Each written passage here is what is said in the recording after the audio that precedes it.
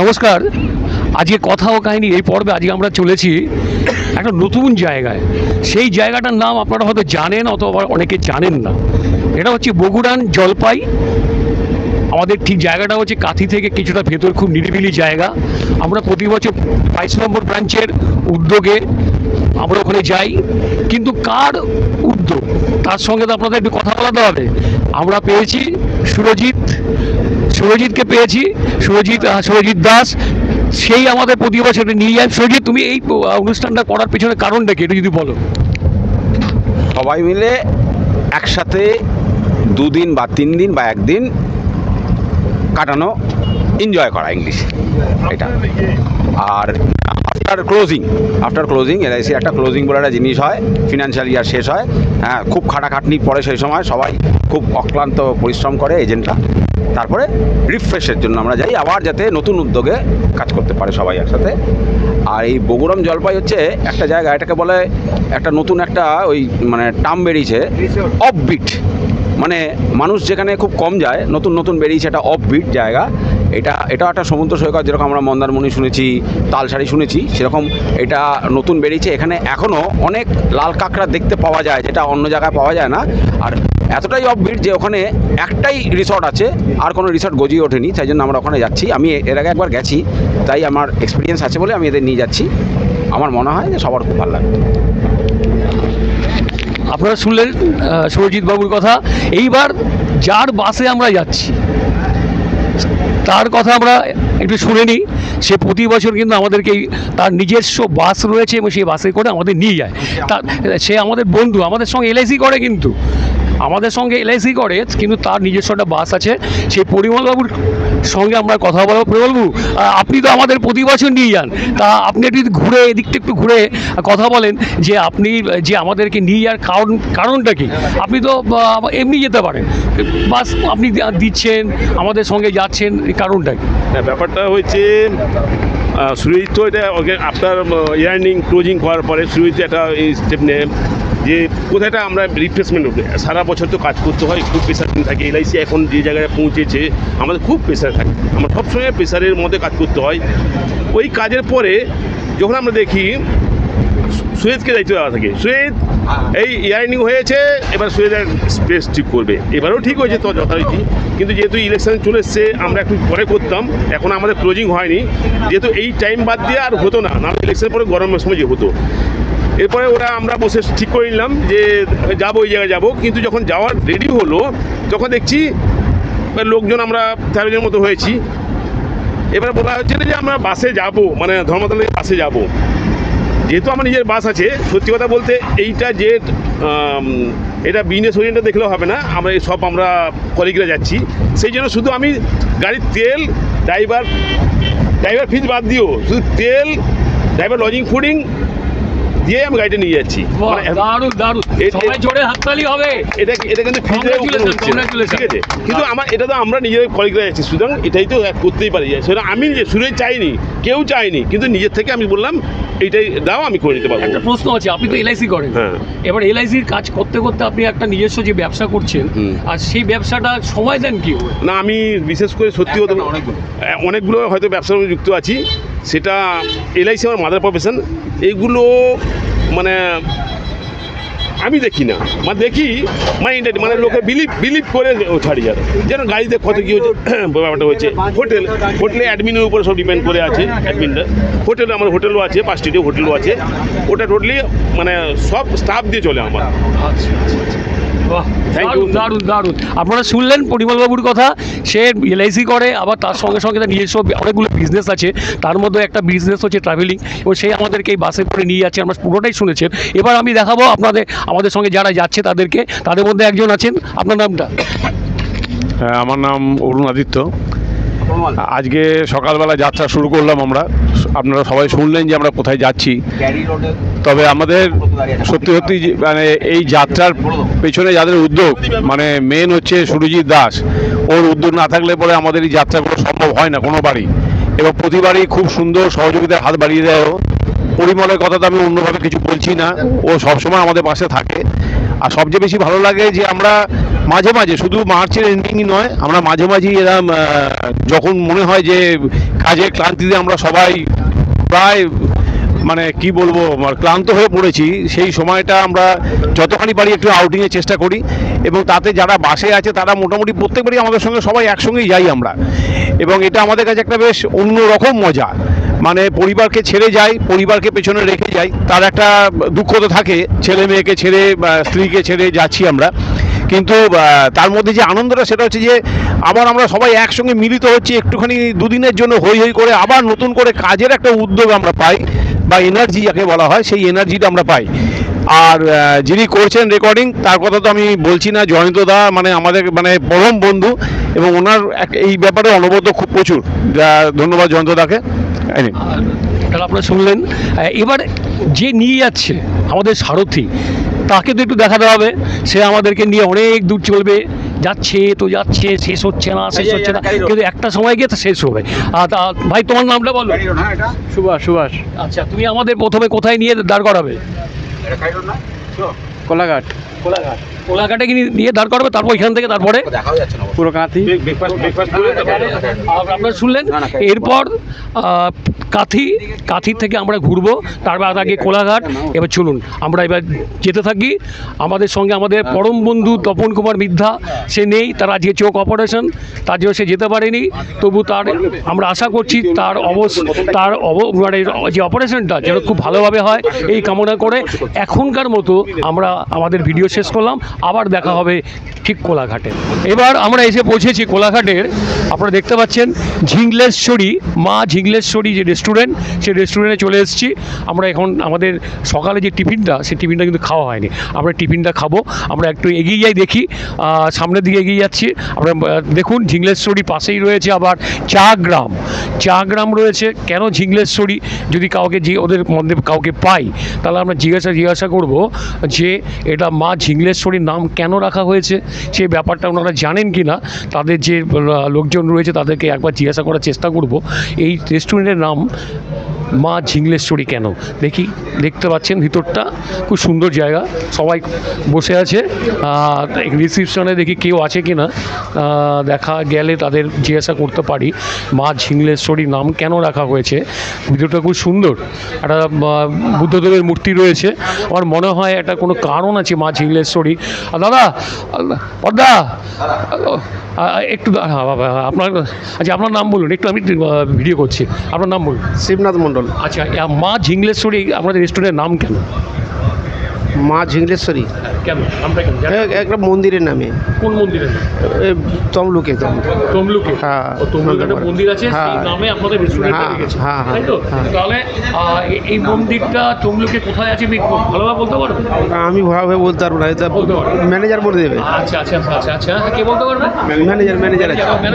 আচ্ছা, ম্যানেজার বাবুকে জিজ্ঞাসা করি। ম্যানেজার বাবু ফোন করছিলেন বলে আমরা ধরতে পারিনি। আচ্ছা ম্যানেজার বাবু, আপনার নাম? প্রশান্ত বেরা। আচ্ছা, আপনাদের মা ঝিংলেশ্বরী যে রেস্টুরেন্টে, এই রেস্টুরেন্টটার নাম তো সবাই জানে, তো আমার কাছে একটা প্রশ্ন আছে, এই মা ঝিংলেশ্বরীর নামটা আপনার দেওয়ার কারণটা কি? আমি যে শুনলাম একটা মন্দিরের নামে হয়েছে, তা মন্দিরটা সম্বন্ধে, মন্দিরটার কথা যদি শোনা যায় যে বলুন না। মন্দিরের ব্যাপার বলতে, মন্দিরটা তো অনেকটা দূরে, প্রায় 1-1.5 ঘন্টা দূরে। না, হলদিয়াতে নয়, আপনার দীঘা রাস্তাতে পড়বে যেতে। আর ব্যাপারটা হচ্ছে যে যেহেতু ঝিংলেশ্বরী আমাদের মালিকবাবু গিয়েছিল ওখানে, তো ওখানে যাওয়ার পর মনে হলো যে ঠাকুর ভক্ত তো উনি একটু বেশি, তো মনে হলো যে এই মাকে নিয়ে একটু প্রচার করলে বা সেটা কিভাবে করা যায়, সেটা হোটেলের নাম দিয়ে করলে আমার মনে হয় ভালো হয়। সেই কারণে, সেই সূত্রেই হোটেলের নামটা রাখা। হ্যাঁ, বাহ, দারুণ। শুনলেন আপনারা মা ঝিংলেশ্বরী নামটা কেন এবং কোথা থেকে এসছে এই রেস্টুরেন্টের নামটা, সেটা আপনাদের শোনালাম। আমরা এইবার এখানে খেতে বসছি, দেখি অনেক কী খাবার পাওয়া যায়। আর এখানে খাবারটা খেয়ে আমরা ধীরে ধীরে এগিয়ে যাবো আমাদের গন্তব্যের দিকে। দেখতে পাচ্ছেন রেস্টুরেন্টটা খুব সুন্দর। আপনারা যখন আসবেন, খুব ভালো জায়গা। একটু কাঁসার থালে খাওয়া, কাঁসা কীভাবে খাওয়া হয় একটু শুনে নিন আপনাদের। আমাদের মা ঝিংলেশ্বরী হোটেলটা হচ্ছে যে ভবানীপুরে মায়ের হচ্ছে যে ওখানে মানে কি বলে প্রতিষ্ঠিত, ওখানে মানে পাতাল ফুলের মাটা মানে মা উৎপাদন হয়েছে, মানে মায়ের সৃষ্টি। ওই আমাদের একজন জ্যোতিষী, উনি আমাদের এই মায়ের নামকরণ করে আমাদের এই হোটেলটাকে নামকরণ করেছিল। কিন্তু মায়ের কোনোদিন নাম করে কেউ কোনোদিনে ব্যবসায় মানে হয়নি, মানে লাভ ছাড়া লস হয়নি, মায়ের নাম দিয়ে বিফলে যায়নি। আমরা এখানে আমার প্রায় 62 জন স্টাফ নিয়ে আমরা কাজ করতেছি। আমাদের খাবার মানে প্রায় 200 রকমের আইটেম আছে, এবং ভাতের ক্ষেত্রে আমাদের হচ্ছে যে কাঁসার থালিতে খাওয়ানো হয়, এবং 2টো সবজি থাকে, চাটনি, পায়েস, স্যালাড, এবং মাছ মাংস যেটাই নেবেন আপনাকে সেটা আলাদা দাম হয়, কিন্তু থালির হিসেবে আমরা 140 টাকা করে নেই। এবং আমাদের দিনের বেলা সকালবেলাতে আমাদের কচুরি, আলু পরোটা এবং বাটার টোস্ট এগুলো সব, এবং মিষ্টি আমাদের নিজের হাতে মিষ্টি বানানো হয়, এটা বিশেষ করে নিজের হাতে। হ্যাঁ, একবারে এখানে আমাদের গোলাপ জাম হয়, যে হয় আপনার বড় রসগোল্লা যেটা রাজভোগ, এমনি মানে এয়ার রসগোল্লা হয়, ব্রেক রসগোল্লা হয়, এবং আর ল্যাংচা হয়, আমাদের ল্যাংচাও বড় ল্যাংচা করা হয়। এবার এগুলো আমাদের একবারে না খেলে আপনার বুঝতে পারবেন না যে খুব, হ্যাঁ ঠিক বলেছেন, না খেলে আপনি বুঝতে পারবেন না। আমরা খেয়ে দেখি, ইডলি ধোসা সবই হয়, আমরা খেয়ে দেখি। উনি দারুণ বলেছেন, আপনারা না খেয়ে বুঝতে পারবেন না। মা ঝিংলেশ্বরী যে রেস্টুরেন্টে এসে আপনারা আসুন, আসলে এই দীঘা যাওয়ার পথেই পড়বে, আপনারা এসে খেয়ে দেখতে পারবেন। আমাদের কেমন লাগে সেটা আমাদের অবশ্যই জানাবেন। হ্যাঁ, আচ্ছা, আপনার নামটা বলুন। আমার নাম রঞ্জন ভৌমিক। আচ্ছা, আপনি এই রেস্টুরেন্টের সঙ্গে কি সম্পর্ক? আমি এখানকার মানে আমার ভাই, আমি দুজন, কিন্তু আমি হচ্ছে বড়, আমি হচ্ছে যে সমস্ত কন্ট্রোল করি, বা আমার ছেলে হচ্ছে যে, হ্যাঁ আমি মালিক, হ্যাঁ। আর আমার ছেলে হচ্ছে যে সম্পূর্ণ সে লেখাপড়া শিখে বিএড কমপ্লিট করেও সে আমাদের এই রেস্টুরেন্টে চালাচ্ছে এতগুলো স্টাফদের নিয়ে, এবং বাজারপত্র সে কিছু কন্ট্রোল করে। আমি শুধু মাছ কিনি, আর ভাই তার মাংসের দায়িত্ব থাকে, আর ছেলে সমস্ত দায়িত্ব থাকে। আচ্ছা আচ্ছা আচ্ছা, বাহ, দারুণ লাগলো। মালিকের সঙ্গে আমরা কথা বলছি, এটা ভাবতেই পারছি না, অসাধারণ লাগলো। আশা করি আপনার ব্যবসা আরও বড় হবে। আপনারা আসুন। আমাদের এই মানে ব্যান্ড ছাড়ানো যায়, আরও করার ইচ্ছা সে জায়গা নিয়েছি, করবো আর কি। আমরা যখন আসছি তখন আমরা আপনার জন্য ওয়েট করে কোলাঘাটে করলাম না, ব্রেকফাস্ট করলাম, আপনার কাছে এলাম। সেইটুকু আশা করছি আপনার কাছে পাওয়া যাবে। ভালো বললে আপনারা আমাদের খুব, আমরা চাই ভালো, সব সময় ভালো খাওয়ানোর জন্য। এবার পরিষ্কার পরিচ্ছন্ন রাখার জন্য কাঁসার থালায় পরিষ্কার, এবং আমাদের থালা বাসন ধোয়ার জন্য এক্সট্রা সবসময় লোক 2-3 মেয়ে রাখা হয়েছে, যাতে পরিষ্কার থাকে আর কি। এটা স্থানীয় লোক দিয়ে কাজ করাচ্ছেন নাকি বাইরে থেকে? সব স্থানীয় লোক বেশি, মানে পাশাপাশি সব নন্দকুমার, এই আমাদের গ্রামের মেয়েরা, এবং এই সামনাসামনি সব মেয়ে ছেলে কাজ করে। একটা কর্মসংস্থানের তো ব্যবস্থা করে দিয়েছেন। 65 জন আমাদের আছে। আচ্ছা, তার মানে আরো যদি আপনি খোলেন, আরো 65 করে বাড়তে থাকবে। এখনো 2 জায়গায় আমাদের কাউন্টার করার হয়ে গেছে, জায়গা নেওয়া হয়েছে, সেগুলো ধীরে ধীরে হবে। রোডসের না জায়গাটা নেওয়া, অ্যাকুয়ার না করলে আমরা প্রথম প্লেস তো, রোড না অ্যাকুয়ার করলে আমরা জায়গাটাকে করতে পারছি না। দারুণ দারুণ দারুণ লাগলো। আশা করি আপনাদের খুব ভালো লাগবে এই রেস্টুরেন্টে এসে। এই আশা রেখে আমরা এবার পরবর্তী জায়গায় খাওয়ারতে চলে যাচ্ছি। আমরা দেখি কি খাওয়া ওনারা দেয়, সেটা খেয়ে আমরা যুগলদাও খাচ্ছে, দেখতে পাচ্ছি পাশে যুগলদাও এসছে। যুগলদা কী খেতে, আজকে কী খাবে এখানে? আজকে হচ্ছে মশলা ধোসা ম্যাক্সিমাম সবাইরই হচ্ছে, আর একজন প্রায় কচুরি, আর একজন যে চিকেন স্যান্ডউইচ, আলু পরোটা, একজন চিকেন স্যান্ডউইচ, আর বাকি সব মশলা ধোসা। হ্যাঁ, আমরা মশলা ধোসা আরও যা যা বললেন আপনারা শুনলেন, সেগুলো খেয়ে দেখি। আপনারা আসবেন, অবশ্যই আসবেন, এখানে এসে খাবেন। আমরা অনেকটা ঘুরে কিন্তু এই দোকানে এসেছি, রেস্টুরেন্টে এসেছি খাওয়ার জন্য, তো আপনাদের খুব ভালো লাগবে। পরবর্তী আবার দেখা হচ্ছে। সাগর নিরালায় এসে উপস্থিত হলাম। আপনারা দেখতে পাচ্ছেন সাগর নিরালা গেস্ট হাউস। এই যে বাগুড়ান যে জলপাই যে সাগর নিরালা, আপনারা যদি কেউ আসেন তাহলে দেখতে পারবেন এই সাগর নিরালা রিসোর্টে সামনেই দেখতে পাচ্ছেন রাজহাঁসগুলো দেখতে পাচ্ছেন। এখানে এই গেস্ট হাউসের মধ্যে অনেক কিছু আছে, তার মধ্যে এই রাজহাঁসগুলো কিন্তু একটা অন্যতম জিনিস। এই দেখুন সাগর নিরালা গেটটা আমরা দেখাচ্ছি। এবার ধীরে ধীরে ঢুকে যাবো ভিতরে। আমার সঙ্গে আমার ক্যামেরাম্যান রয়েছেন তরুণ ঘোষ, সে আপনাদের দেখাচ্ছে। এই রিসোর্টটা খুব সুন্দর একটা জায়গায়, সাগরের ঠিক কাছাকাছি এই সাগর নিরালা রিসোর্টটা। চারিদিকে গাছপালা ভর্তি, ঝাউ গাছ, তারপরে আম গাছ, তারপর পেয়ারা গাছ থেকে শুরু করে সব কিছু এই রিসোর্টে আপনারা পাবেন। গাড়ি রাখার জায়গা আছে, দেখেছেন আমাদের গাড়িটা এসে এখানে রাখা হয়েছে, যাতে যারা গাড়ি করে আসবেন তাদের একটু সুবিধা হবে। তাহলে তারা এই গাড়ি রাখার যে জায়গাগুলো, সেই জায়গাগুলো আপনারা দেখতে পাবেন। এইখানে সুন্দরভাবে গাছগাছালির মধ্যেই আমরা ধীরে ধীরে আমরা ওই রিসোর্টে ঢুকে যাব বা গেস্ট হাউসের মধ্যে ঢুকে যাব। দেখতে পাচ্ছেন চারিদিকে এত সুন্দর একটা পরিবেশের মাঝখানে এই গেস্ট হাউসটা তৈরি হয়েছে। দারুণ জায়গা, দারুণ, আপনাদের খুব ভালো লাগবে। আমরা ধীরে ধীরে এই গেস্ট হাউসের মধ্যে ঢুকে গিয়ে আমাদের গেস্ট হাউসের যে আসল জায়গা বলতে না, যেখানে আমরা গিয়ে ইনফরমেশনটা পাবো যে গেস্ট হাউসে আসতে গেলে কীভাবে আসতে হবে না হবে, তার কাছ থেকে আমরা শুনে নেবো এই গেস্ট হাউসে আসার রাস্তাটা কীভাবে আমরা এই গেস্ট হাউসে ঢুকবো। তা আমরা ধীরে ধীরে চলুন, আসুন ঢুকে যাই। ধীরে ধীরে আমরা ঢুকছি, আমরা রিসেপশনের জায়গায় চলে যাব। সেখানে গিয়ে আমরা দেখতে পাবেন সবাই বসে আছে, আমাদের সবাই চলে এসছে। ঢোকার সঙ্গে সঙ্গে আমাদের একটা ড্রিঙ্কস দিয়ে অভ্যর্থনা জানানো হয়েছে এই সাগর রিসোর্টের পক্ষ থেকে। আমাদের এতক্ষণে সবাই যে যার মতো সে ড্রিঙ্কস খেয়ে দিয়ে উপরে চলে গেছে। এবার আমাদের রিসেপশনে চলে এসেছি। তোমার নামটা একটু বলবে, কী নাম বললে? সুদীপ মাইতি। আচ্ছা, এখানে আসতে গেলে কীভাবে আসতে হবে? আপনি যদি বাসে বা ট্রেনে আসেন তাহলে কাঁথি রেল স্টেশন, না হলে বাসে যদি আসেন কাঁথি বাস স্ট্যান্ডে পৌঁছলে আমাদের বুকিংয়ের সময় একটা অটোর নাম্বার দেওয়া থাকে, সেখানে রিজার্ভ করে আপনি চলে আসতে পারবেন। 700 টাকা মতো নেয়, এই 350 নেয়, আবার যাওয়ার সময় 350 700 টাকা পড়ে। যাতায়াতে 700 টাকা টোটাল 7 জন অটোতে একবার ঘুরে যাবে। আচ্ছা, আসলাম, যখন পৌঁছালাম এখানে, এবার পৌঁছানোর আগে আমাদের কীভাবে বুক করতে হবে? বুকটা হচ্ছে অনলাইনে নাম্বার দেওয়া আছে, সব কন্ট্যাক্ট করবেন, শুধু 1000 টাকা টোকন মানি ফেলে দিলে হয়ে যাবে। আচ্ছা, আসার পরে আমরা যে ঘরগুলো আপনাদের দিয়েছেন সেগুলো কত করে ভাড়া আছে? আমাদের ডবল বেড এসিতে 1850 per head per day, fooding lodging package system, 3 বেলা খাবার দিয়ে 1850 per head per day. Lunch থাকবে, ডিনার থাকবে, ব্রেকফাস্ট থাকবে। আর আপনার ট্রিপল বেডটা 1750, আর আপনার 4 বেডটা হচ্ছে 1650, আর 6 বেডটা হচ্ছে 1550 এসিতে। আচ্ছা আচ্ছা, এখান থেকে সমুদ্র তারা কত দূরে? 1/2 কিলোমিটার যেতে হবে। 1/2 কিলোমিটার যেতে হবে, মানে সমুদ্র পাওয়া যায়। শীতকালে আর এই গরমকালের মধ্যে পার্থক্য? শীতকালে আমাদের শীতকালে আমাদের এখানে একদম মানে নর্মালি যেরকম ওয়েদার থাকে একদম ঠান্ডা থাকবেই। আর সি বিচটা অন্ধকার, জলের মধ্যে একটা ফসফরাসের মাত্রা বাড়ে, আর বায়োলুমিনেন্স একটা লাভা সৃষ্টি হয়, ওটা ঘর্ষণ হয়ে জোনাকি পোকার মতো লাইট জ্বলে ওঠে। আর সি বিচে লাল কাঁকড়া তো ভরেই যায়, আর ওটা রাত্রিবেলায় আমরা নিজেরা দায়িত্ব করে হোটেলের স্টাফদের পাঠিয়ে ওটা দেখার জন্য নিয়ে যাই। ওটা অমাবস্যা রাত্রি থেকে সবাইকে আসতে হবে।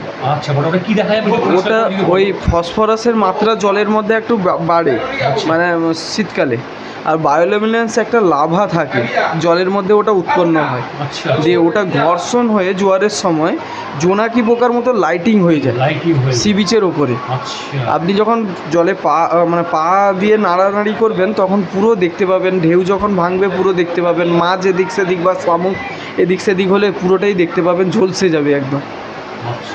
ওটা দেখার জন্য বহু যারা জানে পুরনো গেস্ট সবাই ওই টাইমটাই বেশি বুকিং করে নেয় আগে থেকে। ডিসেম্বরটা খুব চাপের সিজন থাকে, আগে থেকে বুকিং করে নেয় সেই সময় আসলে এই জিনিসগুলো। হ্যাঁ। আচ্ছা, এই যে এখন আমরা গরমের মধ্যে এসছি, এই গরমের মধ্যে আমাদের আর এই যে রসের, শীতকালে আসলে রস পেতাম আমরা, কিন্তু এখন তো সেই জিনিস পাওয়া যাবে না। তাহলে গ্রামের থেকে এখন কি পেতে পারি আমরা এখন? স্যার মানে কি বলুন তো, হয়তো যারা জেলেরা মাছ ধরে ওই সামুদ্রিক, ওইগুলো আপনি হয়তো কেনাবেচা করতে পারবেন। হ্যাঁ, ওটা আপনি আমাদের ভিউ বলতে আমাদের সামাজিক পরিবেশটা নিয়ে, মানে গাছপালা ভর্তি, কোনো হই হুল্লোড় কোনো কিছু নেই স্যার, একদম ফাঁকা সি বিচ, নিজেরা নিজেদের মতো কাটাতে পারবেন, কেউ ডিস্টার্ব করার মতো কেউ নেই।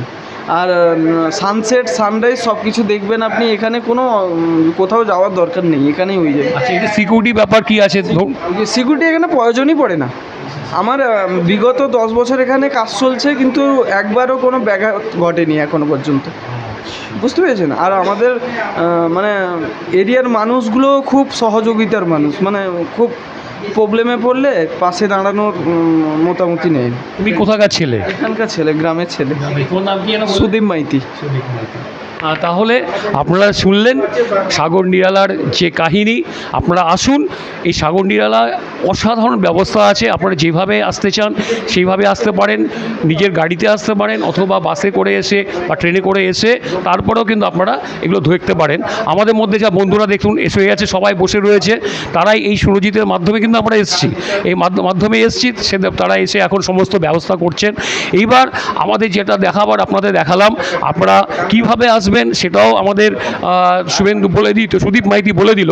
এবার আশা করি আপনাদের এই ভিডিওটা খুব ভালো লাগবে, এই আশা রেখে আমাদের ক্যামেরাম্যান সঙ্গে ছিল বাপ্পা রায় এবং তরুণ ঘোষ, তাদেরকে সবাইকে আমাদের পক্ষ থেকে শুভেচ্ছা জানিয়ে আজকের এই কথা কাহিনী পর্বটা শেষ করলাম। ভালো থাকবেন, নমস্কার।